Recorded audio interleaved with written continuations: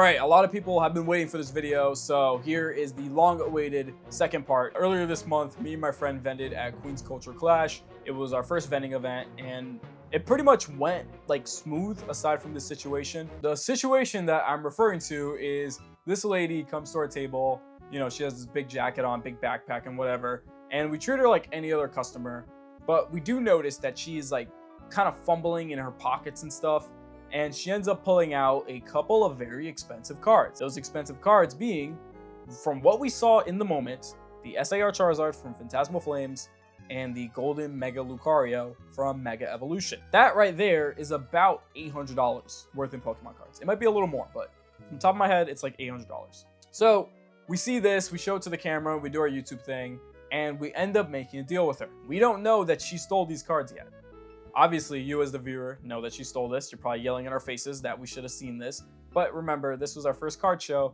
Again, we should have probably paid more attention, but this was a blunder on our part. We ended up buying the Giratina V-Star from her, and we traded away the Generations Pikachu and 75 bucks cash. Whatever, fine is fine. We went about our show. Everything after that pretty much went smoothly. We do our rounds. We talk to vendors and everything, talk to a couple of buddies. Then we go to the table across from us. So the table across from us is Hollow and Lux. They were sitting literally right across from us. So we were in view of their booth as well as like a couple other booths, but their booth was across from us. And we were kind of just checking out their inventory and stuff. I think we were looking like pick up some vintage, but the vendor tells us, I'm gonna play the full GoPro clip here so you can see it, but this is basically how it went down. How was the show? Good? Yeah, it's pretty good. Pretty good? A couple of buns, but yeah, pretty good.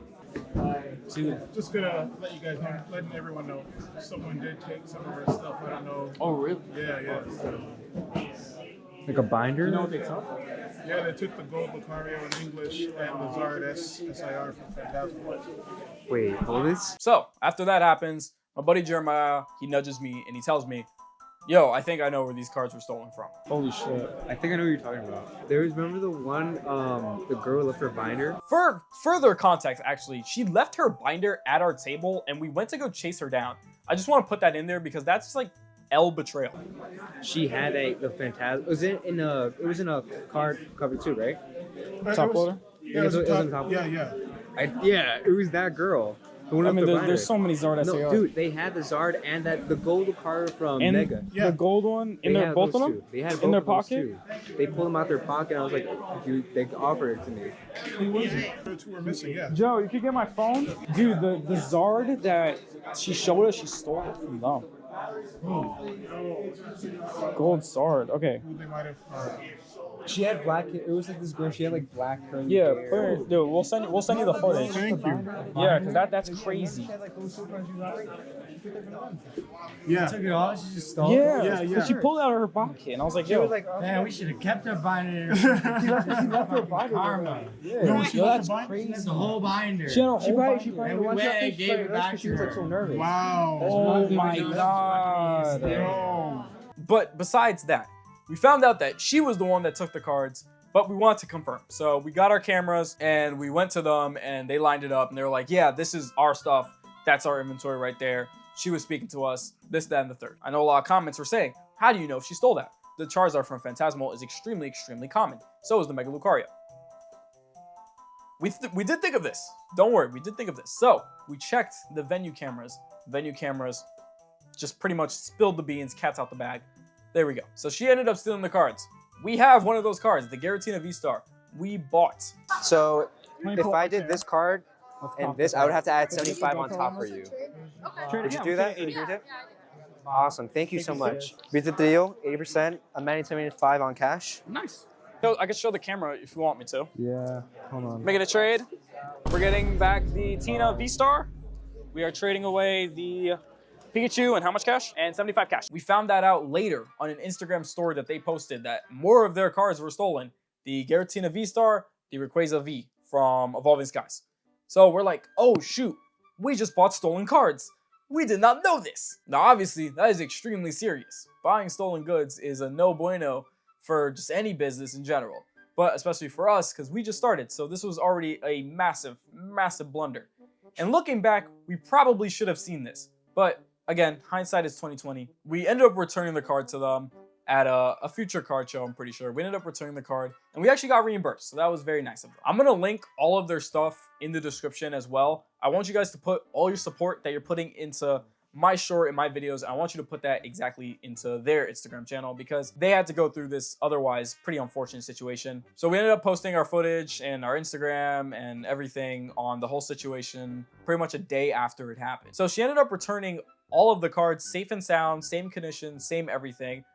I think that's the best decision that she could have done. I feel like this is not worth getting into like prison for or getting charges for. It's just not worth it. My story may have ended in a rather pleasant ending. No dramatics, no flares, no arrests, no nothing. However, I didn't want to just make this video just to slam dunk the part 2 and call it a day because you can't say the same for other situations that have happened very, very recently. What happened while we vended was just one of the many, many situations that have stemmed from like vending to like home robbery. As of right now, as we speak, there has been so many either store break-ins, home break-ins, or just blatant stealing at card shows and stuff like that. If you haven't seen the videos, you can pretty much go look for them yourself. I'm not gonna just put them all in here, but the most notable one was Pokey Dean's residence was recently robbed. It was an inside job and they took all of his valuables. They knew exactly what to take. And it's just honestly a very scary situation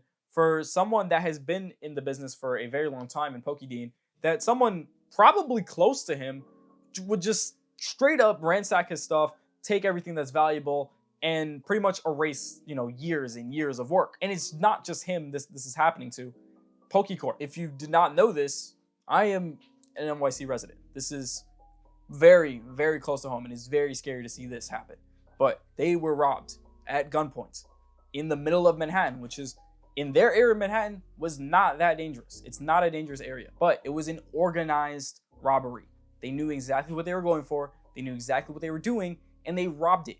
Literally in point blank range. It was honestly, just seeing the video was terrifying nonetheless, but that is what happened. It's more apparent than ever that Pokemon card collectors, vendors, stores are being targeted at an extremely high amount. And we need to take the necessary measures in order to be as safe as possible. Because this is a hobby where if you boil it down to its very minute, simple details, it is a kid's trading card game. And the fact that you need to lock up all your stuff and do all this for a kid's trading card game is absolutely ridiculous. Especially if you're a content creator, or you vend, or you post on Instagram or YouTube. All of these situations have been well organized. They know what they were looking for and they just smash and grab. So if you are a vendor or a store owner, or you just have Pokemon cards in general, you need to take the necessary measures to be safe. And you can not take it from me. You can be like, oh, this guy, he doesn't know what he's talking about. But take it from other people. Take it from seeing the other situations that have happened.